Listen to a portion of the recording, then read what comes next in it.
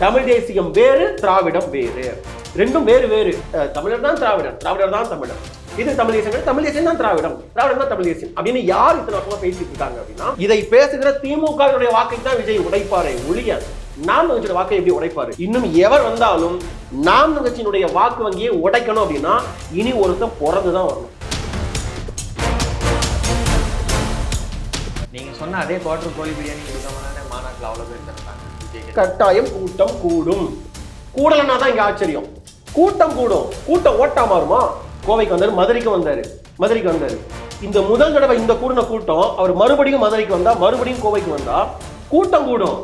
இப்ப கூடின இதே கூட்டம் கூடுதான் நீங்க பாருங்க, பொறுத்திருந்து பாருங்க. கூட்டம் குறையும். ஏன்னா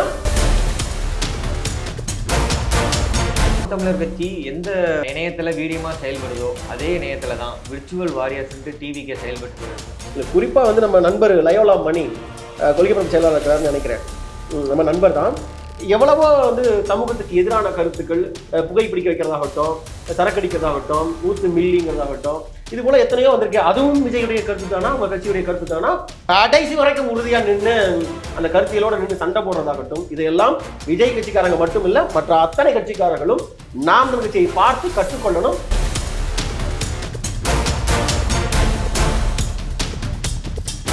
அந்த கட்சி மாதிரி இந்த கட்சி மாதிரி பேர் சொல்ல விரும்பல, 2 சீட்டை தூக்கி போட்டு 4 சீட்டை தூக்கி போட்டு கொஞ்சம் பணத்தை பெட்டியை தள்ளி விட்டோம்னா ரைட்டு கம்முன்னு இருப்பாங்க.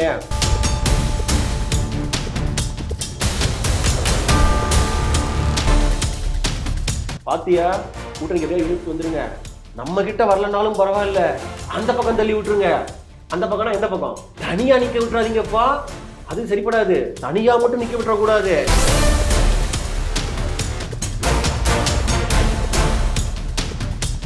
இந்த கேள்வியை வந்து நீங்க இன்னொரு 1008 தடவை கேட்டாலும் 1008 தடவையும் அதே பதில் தான். கூட்டணி இல்லை, கூட்டணி இல்லவே இல்லை.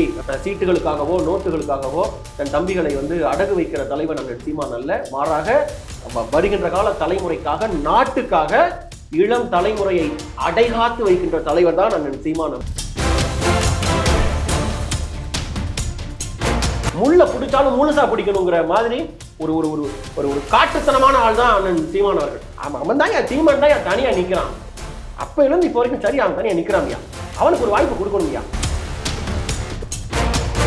சிறு கட்சிகள் இருக்கும் இல்லையா, அவர்களுக்கெல்லாம் நம்மை தேடி வருவார்கள் இல்லையா, அவர்களுக்கு நாம தானே ஆதரவு கொடுக்க வேண்டும். அதனால அவருக்கு நம்ம சில சீட்டுகள் கொடுக்க வேண்டும் இல்லையா, அவங்களுக்கும் ஆட்சியில் பங்கு கொடுக்க வேண்டும் இல்லையா. இதெல்லாம் பேசினாரு அண்ணன் விஜய் அவர்கள். பேசினார்ல.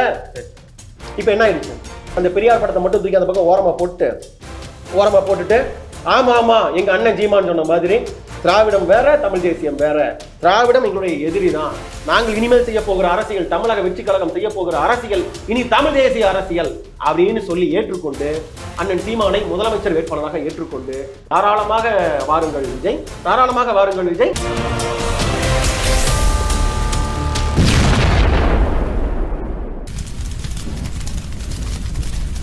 ஆனா இப்ப விஜய் அரசியலுக்கு வந்திருக்காரு, அதனால நாம் தமிழர் கட்சியினுடைய வாக்கு சதவீதம் குறையும் அப்படின்னு சொல்லிட்டு சொல்றாங்க. உண்மையா? இல்ல, அது திட்டமிட்டு பரப்பப்படுது. விஜய் வர்றதுனால நாம் தமிழர் கட்சியோட வாக்கு எப்படி குறையும் அப்படின்னு ஒரு கேள்வி இருக்கு. நீங்க நல்லா கவனிச்சீங்கன்னா தம்பி, ரஜினி ஒரு கட்டத்துல அரசியலுக்கு வர்றேன்னாரு. அப்ப என்ன சொன்னாருன்னா, நான் செய்ய போறது ஆன்மீக அரசியல் அப்படின்னாரு. உண்மையில ஒருவேளை ரஜினி வந்திருந்தால் யாருடைய வாக்கு இங்க வந்து அவர் எடுத்திருப்பாருன்னு நினைக்கிறீங்க நீங்க? இன்னும் உங்களுக்கு புரியுற மாதிரி சொல்றேன். ஒரு மாட்டுக்கறி கடை போடணும்னு வச்சுக்கோங்களேன்.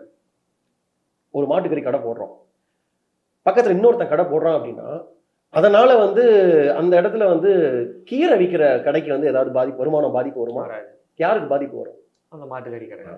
ஏன்னா யார் அந்த மாட்டுக்கறி விற்கிறாங்களோ அதற்கு பக்கத்துல போடும்போது அந்த இவருடைய வருமானம் தான் பாதி வாடிக்கையாளர்கள் பிரிஞ்சு போக வாய்ப்பு இருக்கே ஒழிய அதனால காய்கறி கடைக்கு எந்த சிக்கலும் இல்லை. அதே போலதான் ரஜினி ஏற்கனவே சொன்னேன் இல்லையா, ஆன்மீக அரசியல் செய்ய போறேன்னு சொன்னா இந்த மண்ணில ஏற்கனவே வந்து ஒரு மதத்தை வைத்துக்கொண்டு, குறிப்பா இந்து மதத்தை வைத்துக்கொண்டு ஆன்மீக அரசியலை செய்கிற கட்சி ஏற்கனவே ஒரு கட்சி இருக்கு. எந்த கட்சி?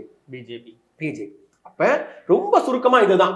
ரஜினி வந்திருந்தால், ஆன்மீக அரசியலை செய்திருந்தால், ஏற்கனவே அந்த ஆன்மீக அரசியலை செய்து கொண்டிருந்த பிஜேபிக்கு அவருடைய வாக்கு வந்து பிஜேபியுடைய வாக்கை தான் இவர் உடச்சு எடுத்துட்டு போவாரே ஒழிய மாறாக திராவிடம் பேசக்கூடிய திமுகவுடைய வாக்கையோ தமிழ் தேசியம் பேசக்கூடிய நாம் கட்சியுடைய வாக்கையோ ரஜினி எடுத்துட்டு போறான்னு கேட்டா எடுத்துக்க மாட்டாரு.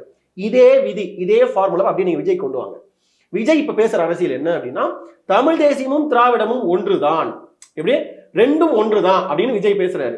நாம் தமிழர் கட்சி, குறிப்பா அண்ணன் சீமானின் தலைமையில் நாம பேசுற அரசியல் இல்லை, தமிழ் தேசியம் வேறு திராவிடம் வேறு, ரெண்டும் வேறு வேறு அப்படிங்கிறத ஆதரிச்சு தான் போன தேர்தலில் 8.2 விழுக்காடு வாக்கு கொடுத்துருக்காங்க. 36 லட்சம் பேர் ஆதரிச்சிருக்கிறாங்க. இந்த 36 லட்சம் பேரும் எந்த புள்ளியில் இணைகிறாங்கன்னா, ஆம் நாம் தமிழ் கட்சியின் அடிப்படை சித்தாந்தம் தமிழ் தேசியம் வேறு திராவிடம் வேறு, திராவிடம் இந்த மண்ணுக்கு எதிரி அப்படின்னு நம்ம பேசுறோம், நம்மள ஆதரிச்சுக்காங்க தம்பி. இப்ப தமிழ் தேசியமும் திராவிடமும் ஒண்ணுன்னு பேசுற விஜய் இதே கருத்தை இதுக்கு முன்னாடி நிறைய பேர் பேசிட்டு இருக்காங்க.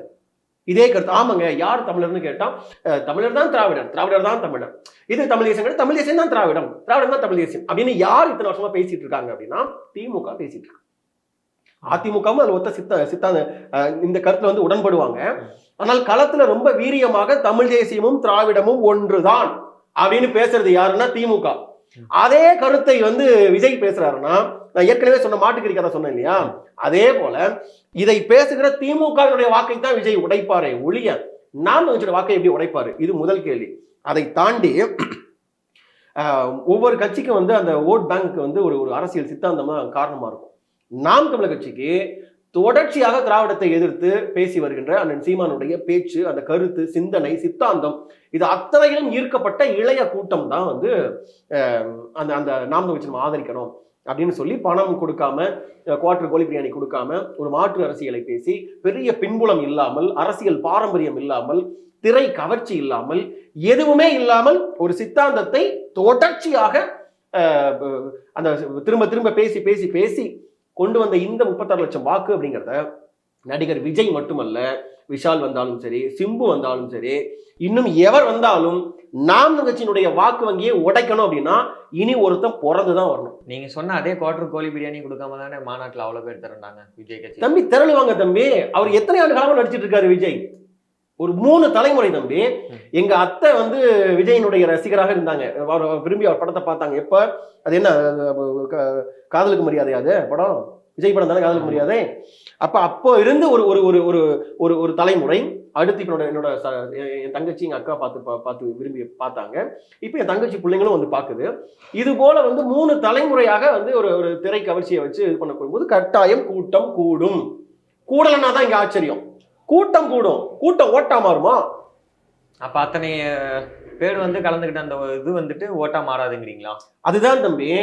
ஒரு விஜய் நம்ம திரையில பார்த்த, அது விஜய் அல்ல எந்த நடிகராக இருந்தாலும் திரையில் வியந்து பார்த்த ஒரு ஆளுமை, ஒரு நடிகர் வந்து நம்ம ஊருக்கு திருச்செங்கோடுக்கு வர்றாருங்க, திருப்பூருக்கு வர்றாருங்க அப்படின்னா நானும் போய் பார்ப்பேன் தம்பி.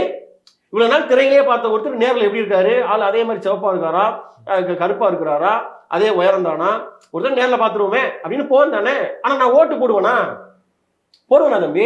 எனக்கு இப்போ இன்னொரு செய்தி என்னன்னா, இப்ப இருக்க இளைய தலைமுறை பிள்ளை, உங்களை மாதிரி சின்ன சின்ன தம்பிகள்கிட்ட நான் பேசும்போது இப்பெல்லாம் நான் பேசுற முதல் கேள்வி, பேசிட்டு என்ன தம்பி அப்புறம் விஜய் வந்திருக்கிறாரு எப்படி பாக்குறீங்க, ஓட்டெல்லாம் போடுவீங்களா, உங்க நண்பர்கள் என்ன சொல்றாங்கன்னு கேட்கும்போது சத்தியமாக சொல்றேன், பெரும்பாலான தம்பிகள், ஒரு 100க்கு ஒரு 80-85 தம்பிகள் வந்து சின்ன சின்ன தம்பிகள் 2K கிட்ஸ் அவ்வளவு விவரமா இருக்கும், தெளிவா பேசுறான். அண்ணே நான் விஜய் ரசிகர்னே, எனக்கு ரொம்ப பிடிக்கும்னே, என் கூட பசங்களும் அப்படித்தானே, விஜய் படம் வந்தா முதல் நாள் போய் பார்ப்போம்னே, ஆனா அது வேற, அரசியல் வேறன்னு, ஓட்டு நம்ம வந்து அப்படி போட முடியாதுன்னு.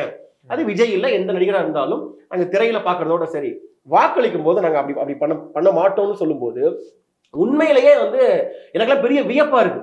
எனக்கு முன்னாடி இந்த தலைமுறை, என் பெரியப்பன் சித்தப்பெல்லாம் எம்ஜிஆர் செத்து போய் 30-40 வருஷம் கழிச்சும் கூட நாங்க எம்ஜிஆர் தான்பா போட்டுட்டே, எம்ஜிஆர் செத்து போயிட்டாரா அப்படிங்கிற மாதிரி அப்படி இருந்த ஒரு மூத்த தலைமுறை இன்னைக்கு அப்படியே எப்படி கன்வெர்ட் ஆயிருக்குன்னா இளைய தலைமுறை கிட்ட சின்ன பசங்க அவ்வளவு புரிதலா பேசுறாங்க. பெரிய வியப்பா இருக்கு தம்பி. அதனால இந்த தலைமுறை கூட்டம் கூடும். இங்க கோவைக்கு வந்தாரு இல்லையா, கோவைக்கு வந்தாரு, மதுரைக்கு வந்தாரு. இந்த முதல் தடவை இந்த கூடின கூட்டம் அவர் மறுபடியும் மதுரைக்கு வந்தா, மறுபடியும் கோவைக்கு வந்தா கூட்டம் கூடும். இப்ப கூடின இதே கூட்டம் கூடுதான், நீங்க பாருங்க தம்பி, பொறுத்திருந்து பாருங்க, கூட்டம் குறையும். ஏன்னா எப்போதுமே அந்த கரிஸ்மாட்டிக்ங்கிறது வந்து முதல் தடவை தான். எது ஒன்றுமே தம்பி, இது வந்து உலக விதி. இது எந்த செயலுமே ஒரு ஈர்ப்பு என்பது முதல் முறை மட்டும்தான். 2வது முறை அதே விழுக்காடு ஈர்ப்போட அந்த செயலை நம்ம செய்வோமா, அதை பண்ணுவோமான்னு கேட்டா பண்ண மாட்டோம். அந்த விதி இதுலயும் பொருந்தும். விஜயை பார்ப்பதற்காக கோவையில முதல் தடவை கூடிய கூட்டம் 2வது தடவை வந்து கட்டாயம் குறையும். இது ஓட்டா மாறுமான்னு கேட்டா அது மிகப்பெரிய கேள்விக்குறி. கட்டாயம் அது மாறாது. இந்த தலைமுறை வந்து சரியா இருக்குன்னு நாங்க பாக்குறோம். நாம் தமிழர் கட்சி எந்த இணையத்துல வீடியோமா செயல்படுதோ அதே இணையத்துல தான் விர்ச்சுவல் வாரியர்ஸ் டிவிக்கு செயல்பட்டு வருது. அதை பத்தி உங்களுடைய கருத்து? இல்ல அது நம்ம பாக்குறோம். ஒரு வகையில மகிழ்ச்சி என்னன்னா, இந்த திமுக போல பாஜக சங்கிகள் போல காசு கொடுத்து 200 ரூபாய் காசு கொடுத்து ட்விட்டர்ல ட்ரெண்டிங் பண்ணுவதோ, அதை வந்து சமூக வலைதளத்துல வேலை பார்ப்பதோ போல இல்லாமல் விஜயுடைய கட்சியில வந்து பாத்தீங்கன்னா தன்னிச்சையாக தான் அந்த வேலையை செய்யறாங்க. அதுல மகிழ்ச்சி. ஆனால் அந்த விர்ச்சுவல் வாரியர்ஸ்க்கு வந்து ஒரு ஒரு குறைந்தபட்ச அரசியல் புரிதல் இருக்கா, அரசியல் பக்குவம் இருக்கா, ஒரு கருத்தை கருத்தால எதிர்கொள்ளணும், சித்தாந்தத்தின் வழி நின்று பேசணும், விவாதமாக இருந்தாலும் கூட எதிர்த்தரப்புக்கு மரியாதை கொடுக்கணும், கண்ணியம் குறையாமல் இருக்கணும், நம்ம பேசுற பேச்சு, நம்ம வைக்கிற கருத்து எதிர்த்தரப்பும் ஏற்றுக்கொள்ளக்கூடிய கருத்தா இருக்கணும் அப்படிங்கிற அளவுக்கான புரிதல் பக்குவம் விஜயனுடைய கட்சியில் இருக்கக்கூடிய நீங்க சொன்ன விர்ச்சுவல் வாரியர்ஸ் இருக்கான்னு கேட்டா இல்ல. இல்ல, அதுக்கு ஏராளமான சான்றுகள் இருக்கு தம்பி. நீங்க சமூக எடுத்து பாருங்க. அவன் எடுத்ததும் பேசுறதே ஆபாசமா தான் பேசுறான். ரொம்ப சரளமா சகஜமாக ஆபாசமாக பேசுவது. இது எப்படிங்க திராவிடமும் தமிழ் தேசம் எப்படி ஒன்னா இருக்க முடியும்? ரெண்டும் நேர் எதிர் இல்லையா அப்படின்னு நம்ம வச்சோம்னா அவனுக்கு அதுக்கு பதில் சொல்ல தெரியல. இல்ல குறிப்பா வந்து நம்ம நண்பர் லயோலா மணி கொள்கை பரப்பு செயலாளர் இருக்கிறாருன்னு நினைக்கிறேன். நம்ம நண்பர் தான். அவரே பேசுறாரு. அவர் என்ன இதுல பேசும்போது வந்து திரையில நடிச்சு விஜய் நடிச்ச படங்களுடைய பாடலுடைய வரிகள் எல்லாம் எடுத்து கோட் பண்ணி இதெல்லாம் எங்க கொள்கைன்னு பேசுறாரு. லயோலாமணி தோழருக்கு தெரியல, அந்த பாட்டை எழுதியது வேற ஒரு பாடலாசிரியர். ஒரு படத்துக்காக ஒரு கதைக்காக எழுதிய வரிகளை எடுத்து வச்சு இவர் வந்து கோட் பண்ணி காட்டுறாருன்னா நம்மளாலையும் கோட் பண்ண முடியும். விஜய் நடிச்ச எத்தனையோ படங்கள்ல எத்தனையோ பாடல்கள்ல எவ்வளவோ வந்து சமூகத்துக்கு எதிரான கருத்துக்கள், புகைப்பிடிக்க வைக்கிறதாகட்டும், சரக்கடிக்கிறதாகட்டும், ஊத்து மில்லிங்கிறதாகட்டும், இது போல எத்தனையோ வந்திருக்கு. அதுவும் விஜயுடைய கருத்து தானா, உங்க கட்சியுடைய கருத்து தானா அப்படின்னு கேட்டா அவர் கேள்வி, அதுக்கு பதில் இல்லை. அப்ப அது போன்றது இல்லாமல் சமூக வலைதளத்துல இப்படித்தான் செயல்படணும்னு நாம் கட்சிக்காரனை பார்த்து கத்துக்கணும். குறிப்பா மேல்மட்டத்தில் இருக்கக்கூடிய பொறுப்பாளர்களை தாண்டி கடைநிலையில் அடிமட்டத்தில் இருக்கக்கூடிய நாம் தமிழர் கட்சியின் கடைக்கோடியில் இருக்கக்கூடிய ஒரு சாதாரண தம்பி கூட சமூக வலைதளத்துல பேசுறான்னா அவ்வளவு பக்குவமாக கண்ணியமாக, இது 10 பேர் பார்க்கக்கூடிய பொதுவெளி, இது இந்த வார்த்தைகள் தவிர்க்கப்படணும்னு பேசக்கூடிய அளவிற்கு இருக்கக்கூடிய பக்குவமாகட்டும், தான் வைக்கிற அந்த சித்தாந்தம் கருத்தியலை வந்து கடைசி வரைக்கும் உறுதியா நின்று அந்த கருத்தியலோட நின்று சண்டை போடுறதாகட்டும், இதையெல்லாம் விஜய் கட்சிக்காரங்க மட்டும் இல்ல மற்ற அத்தனை கட்சிக்காரர்களும் நாம் தமிழ் கட்சியை பார்த்து கற்றுக்கொள்ளணும். அந்த அளவுக்கு சிறப்பாக நாங்கள் செயல்பட்டு இருக்கோம் தம்பி. எங்களோடு வந்து அவங்க ஒப்பிடுற அளவுக்கு அவங்களுக்கு இன்னும் பக்குவம் இல்லை. வருங்காலத்துல எதிர்காலத்துல ஒரு வேளை வந்து தொடர்ச்சியா அந்த பயிற்சியை கொடுத்து அதை கொண்டு வருவாங்களான்னு பார்ப்போம். கொண்டு வரணும் அப்படிங்கிறது என்னுடைய கருத்து. வருகின்ற சட்டமன்ற தேர்தலில் நாம் தமிழர் கட்சி கூட்டணி வைக்குமா? இல்ல, அதான் அண்ணன், எங்க அண்ணன் சீமான் அண்ணன் திரும்ப சொல்றாரு இந்த கேள்வியை தம்பி. நீங்க இன்னொரு 1008 தடவை கேட்டாலும் 1008 தடவையும் அதே பதில் தான். கூட்டணி இல்லை, கூட்டணி இல்லை, கூட்டணி இல்லவே இல்லை அப்படிங்கிறத அண்ணன் சொல்லிட்டாரு. நாம் தமிழ் கட்சியை தலைமையேற்றுக் கொண்டு அண்ணன் சீமானை முதல்வர் வேட்பாளராக ஏற்றுக்கொண்டு இந்த மண்ணுக்கு நாம் தமிழ் கட்சி சரியான கட்சி தான், இவங்க வைக்கிற சித்தாந்தம் சரியானதுதான், ஆம் தமிழ் தேசியம் வேறு திராவிடம் வேறு, தமிழ் தேசியத்துக்கு நேர் எதிரி திராவிடம், அந்த கருத்தில் உடன்பட்டு கொண்டு விஜய் வந்தாலும் சரி, யார் வந்தாலும் சரி, அண்ணன் சீமானை தலைமையேற்றுக் கொண்டு வருகின்ற கட்சிகளுக்கு ஆதரிப்பதற்கோ இடங்கள் கொடுப்பதற்கோ கூட்டணி வைத்துக் கொள்வதற்கோ நாம் கட்சி தயாரா தான் இருக்குது. அதுல மாற்று கருத்து இல்லை. ஆனால் இன்னொருவரை தலைமையேற்றுக் கொண்டு இன்னொரு கட்சியை வந்து தலைமையேற்றுக் கொண்டு சில சீட்டுகளுக்காக, சில நோட்டுக்காக, பணத்திற்காக அப்படி விலை போவதில் நாம் கட்சி உறுதியாக ஒருபோதும் அப்படி நிற்காதுங்கிறது இன்னைக்கு பேசல தம்பி. 2010 கட்சி ஆரம்பிச்ச அந்த மதுரை முதல் மேடையில வச்சு மதுரையில வச்சு அண்ணன் அறிவிச்சாரு, நாம் தமிழ் கட்சி ஒருபோதும் தேசிய கட்சிகளோடு திராவிட கட்சிகளோடு கூட்டணிக்கு நாங்க போய் நிக்க மாட்டோம்னு சொன்னார். சொன்ன வார்த்தையை கிட்டத்தட்ட 15 ஆண்டு காலத்துக்கு பின்பாக 2025 இப்போதும் சொன்ன சொல்லல ரொம்ப உறுதியா நிற்கிறாரு அண்ணன் சீமான். நான் கூட பல இடங்கள்ல கோட் பண்ணியிருக்கேன். சீட்டுகளுக்காகவோ நோட்டுகளுக்காகவோ தன் தம்பிகளை வந்து அடகு வைக்கிற தலைவன் அண்ணன் சீமான் அல்ல, மாறாக வருகின்ற கால தலைமுறைக்காக, நாட்டுக்காக, இளம் தலைமுறையை அடைகாத்து வைக்கின்ற தலைவர் தான் அண்ணன் சீமான் அப்படின்னு பதிவு செஞ்சேன். அது காலம் கடந்து இப்போது வரை அப்படிப்பட்ட தலைவனாக அண்ணன் சீமான் இருக்கிறார். அதனால நீங்க திராவிடம் ஆசைப்படுவது போல எப்படியாவது கூட்டணிக்கு தள்ளிடணும். ஒரு செய்தி தம்பி, கேப்டன் விஜயகாந்த் அவர்கள் அரசியல் களத்துக்கு வந்த புதுசுல ஐயா கருணாநிதி அவர்கள் வந்து கூட இருந்த துரைமுருகன், ஏவா வேலு, இந்த மாதிரி மூத்த அமைச்சர் இருக்காங்க இல்லையா, அவங்க கிட்ட வந்து என்னப்பா விஜயகாந்த் நம்ம கூட வந்துருவாரா? அப்ப அந்த சமயத்துல தான் பழம் நழுவி பாலில் விழும் அப்பெல்லாம் பேசினது கூட்டணிக்கு வருவாரா அப்படிங்கிறப்ப துரைமுருகன் அவங்கெல்லாம் போய் இல்ல தலைவரை அவரு வர்ற மாதிரி தெரியல அப்படிங்கும்போது கலைஞர் கருணாநிதி சொன்ன வசனம் என்ன அப்படின்னா, பாத்தியா கூட்டணிக்கு எப்படியா இழுத்து வந்துருங்க, நம்ம கிட்ட வரலனாலும் பரவாயில்ல அந்த பக்கம் தள்ளி விட்டுருங்க. அந்த பக்கம்னா எந்த பக்கம்? அதிமுக. அந்த பக்கம் தள்ளி விட்டுருங்க, தனியா நிக்க விட்டுறாதீங்கப்பா, அது சரிப்படாது, தனியா மட்டும் நிக்க விட்டுறக்கூடாது, ஏதாவது ஒரு பக்கம் தள்ளி விட்டுருங்க அவரை அப்படின்னு பேசினாரு கலைஞர். கலைஞருக்கு பெரிய ராஜதந்திரி தான். இன்னைக்கு இருக்க முதலமைச்சரோட ஒப்பிடுறப்ப வந்து இது போல ராஜதந்திரத்துல இவருக்கெல்லாம் வந்து நம்ம அப்பா ஸ்டாலினுக்கு வந்து சுட்டு போட்டாலும் வராது, அது வேற விஷயம். இப்ப பேச வேண்டிய செய்தி என்னன்னா, ஏன் கலைஞர் வந்து விஜயகாந்த் தனியா நின்றக்கூடாதுங்கிறதுல ஏன் உறுதியா நின்னார் அப்படின்னா, தனித்து ஒருவன் நிக்கிறான்னா அவனுக்குன்னு ஒரு சித்தாந்தம், அவனுக்குன்னு ஒரு பாதை, அவனுக்குன்னு ஒரு வழி. அது அப்படி நிற்பது எதிர்கால தலைமுறைக்கு திமுகவை வந்து வருகின்ற காலத்தில் வீழ்த்துகின்ற ஒரு மூணாவது சக்தி வந்துடவே கூடாது. நல்லதோ கெட்டதோ அடிச்சுக்கிட்டாலும் புடிச்சுக்கிட்டாலும் புருஷன் கொண்டாட்டிங்கிற மாதிரி அடிச்சாலும் பிடிச்சாலும் ஒண்ணு நாம வரணும், இல்லைன்னா அதிமுக வரணும். ஏன்னா ரெண்டு பேரும் அன்கோ தானே, கூட்டணி தானே. அதனால ஒரு புதிய சக்தி மூன்றாவதா ஒருத்தர் வந்துடக்கூடாதுங்கிறதுல திமுக ரொம்ப உறுதியா இருக்கும். அதுல ஐயா கேப்டன் விஜயகாந்த் அவர்கள் வந்து சில தவறான முடிவுகள் எடுத்துட்டாரு. இன்னைக்கு அது அரசியல் கேள்விக்குறியாகி போச்சு. ஆனால் அப்படிப்பட்ட முடிவை அண்ணன் சீமான் எடுக்காமல் இருப்பது இவங்களால ஏற்றுக்கொள்ளவே முடியல திராவிடத்தால். அதனாலதான் பாருங்க தம்பி, இந்த ஊடகங்கள் எல்லாம் கையில வச்சுக்கிட்டு இந்த 2 நாளைக்கு கூப்பிட்டு வந்து விருந்து போட்டிருக்காரு ஸ்டாலின் அவர்கள். அப்ப இந்த ஊடகங்கள் கையில வச்சுட்டு திரும்ப திரும்ப கூட்டணி போயிருவாங்க, நாம் தமிழ் கட்சி இவரோட தான் கூட்டணி, விஜயோட கூட்டணி போட போறாங்க, இவ்வளவு பரப்புவது எதுக்கு அப்படின்னா, இந்த நம்பிக்கை தன்மை. நாம் தமிழர் என்றால் தனித்து தான் போட்டி, கட்டாயம் தனிச்சுதான், சீமான் தான் தனிச்சு தெம்பா நிக்கிறாரு. இப்பவும் தம்பி கிராமப்புறங்கள்ல இந்த இந்த படிக்காத பாமரன் பெரிய பட்சத்தை பண்ணிட்டு வந்து நம்ம பேசும்போது என்னன்னா நம்ம கட்சிக்காரனை காமிச்சுக்கிறது இல்லை, சும்மா அப்படியே பேசும்போது அப்படின்னா என்ன பண்றீங்க, வேலைலாம் எப்படி போகுது, ஓட்டு யாருக்கு போட்டீங்க, யாருக்கு போடுவீங்க அப்படிங்கிறப்ப அந்த விவசாயி சின்னத்தான் பெரும்பாலும் சொல்றது, நம்ம விவசாயிக்கு தாயா போடுறது, சீமானுக்கு தான் போடுறது, என் புள்ள சீமானுக்கு தான் போடுறது. ஏன் எதுக்கு சீமானுக்கு போடுறீங்க நீங்க, ஏன் திமுக போடலாம்ல அப்படின்னு நம்ம பேச்சு கொடுத்தோம்னா அதுல பெரும்பாலானவங்க சொல்றது, அவன் தான் சீமான் தான் தனியா நிக்கிறான், அப்ப இருந்து இப்போ வரைக்கும் சரி அவன் தனியா நிக்கிறான்யா, அவனுக்கு ஒரு வாய்ப்பு கொடுக்கணும்யா அப்படின்னு சொல்றாங்கன்னா, அப்ப இந்த இதை உடைக்கணும்னா இல்ல இந்த தேர்தலில் கூட்டணி போறாரு, விஜய் கூட பேசிட்டு இருக்கிறாரு, இதெல்லாம் எதுக்குன்னா இந்த நம்பகத்தன்மையை உடைக்கணும் தம்பி. உடைச்சிட்டா வந்து ஒரு குறிப்பிட்ட விழுக்காடு வாக்கை வந்து காலி பண்ணிடலாம். ஒரு முறை கூட்டணி வச்சுட்டாருன்னா டோட்டலா வாஷ் அவுட் பண்ணிடலாம். அந்த கட்சி மாதிரி இந்த கட்சி மாதிரி பேர் சொல்ல விரும்பல, 2 சீட்டை தூக்கி போட்டு 4 சீட்டை தூக்கி போட்டு கொஞ்சம் பணத்தை பெட்டியை தள்ளி விட்டோம்னா ரைட்டு கம்முன்னு இருப்பாங்க அப்படிங்கிற மனநிலைக்கு, அந்த நிலைக்கு வந்து நாம் கட்சியை தள்ளிடலாம் அப்படின்னு நினைக்கிறாங்க. ஆனா பாவம் எங்களுக்கு பாக்குறப்ப, திராவிடத்தை பாக்குறப்ப பரிதாபமா இருக்கு திமுக பாக்குறப்ப. ஏன் அப்படின்னா, நீங்கள் நினைப்பது போல, நீங்கள் பார்ப்பது போல அவ்வளவு பலகீனமான தலைவராக அண்ணன் சீமான் இல்லை.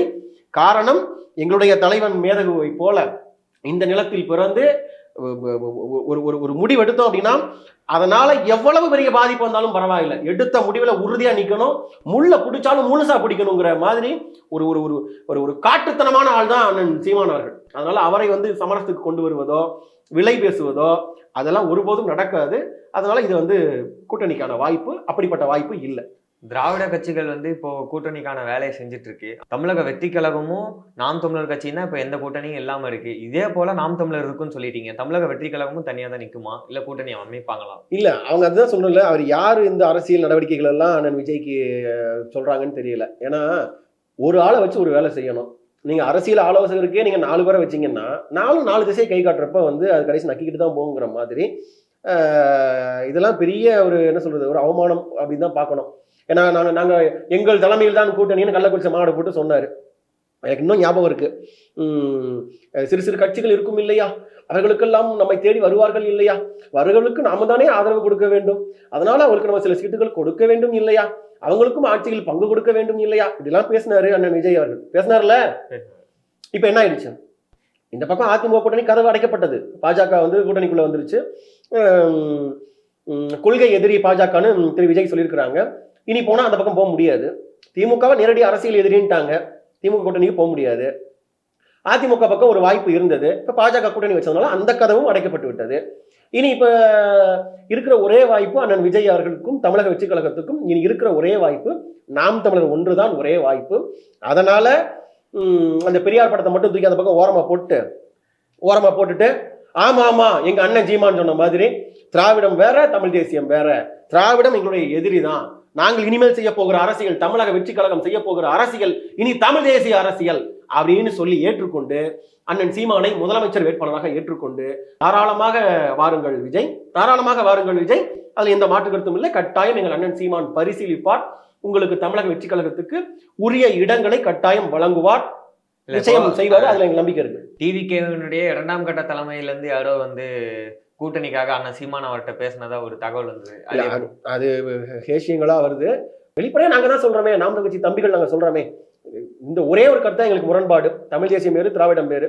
அந்த பெரியார் படத்தை தூக்கி கீழே போட்டு தலையை சுத்தி 3 தடவை சுத்தி பெரியார் படத்தை தூக்கி தூர போட்டு வாங்க, நீங்க தாராளமா வாங்க, நேரம் நீங்களே வாங்க மிஸ்டர் விஜய், ஏன் எங்க அண்ணன் வீடு உங்களுக்கு தெரியாதா, சீமான் அண்ணன் வீடு தெரியாதா, வந்ததே இல்லையா, நீங்க வந்திருக்கீங்களா இல்லையா, வீடு தெரியும், வந்து உங்க மகிழுந்திர வந்து இறக்கி விட்டு அண்ணனை கூட பேசி மகிழுந்திரையே பேசிட்டு நீங்களே டிரைவ் பண்ணி கொண்டு வந்து அண்ணன் சீமானை இறக்கி விட்டுட்டு சொல்லிட்டு போயிருக்கீங்க, வீடு தெரியும்ல, எதுக்கு இந்த நம்ம ஜான் ஆரோக்கியசாமி அனுப்புவோமா, ஆதவ அர்ஜுனாவை அனுப்புவோமா, இந்த புஷி ஆனந்தா அனுப்புவோமா, எதுக்கு நீங்களே வாங்க, கார் எடுத்துட்டு வாங்க அண்ணா எனக்கு எத்தனை சீட்டை கொடுப்பீங்கன்னு கேளுங்க, கண்டிப்பாக ஒரு ரெட்டை இலக்கத்திலேயாவது அண்ணன் பரிசீலிப்பார், கண்டிப்பா சிங்கிள் டிஜிட்ல இல்லாம ஒரு ரெட்டை இலக்கத்திலேயாவது உங்களுக்கு கண்டிப்பா இடங்கள் கொடுப்பாரு, நல்ல வேட்பாளராக போடுங்க. ஆனா மிஸ்டர் விஜய், நீங்க கொடுக்குற வேட்பாளர் வந்து சரிபாதி ஆண் பெண் அப்படித்தான் கொடுக்கணும். ஏன்னா நாம் தமிழ் கட்சியினுடைய விதியே வந்து தேர்தலில் சரிபாதி பெண்கள், ஆணும் பெண்ணும் சமம்.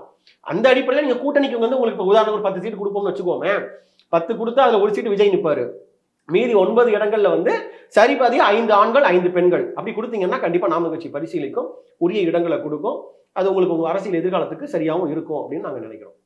சரிண்ணா, இவ்வளவு நேரம் செலவிட்டு உங்களுடைய கருத்து பதிவிட்டு ரொம்ப நன்றி. நன்றி தம்பி, நன்றி, மகிழ்ச்சி.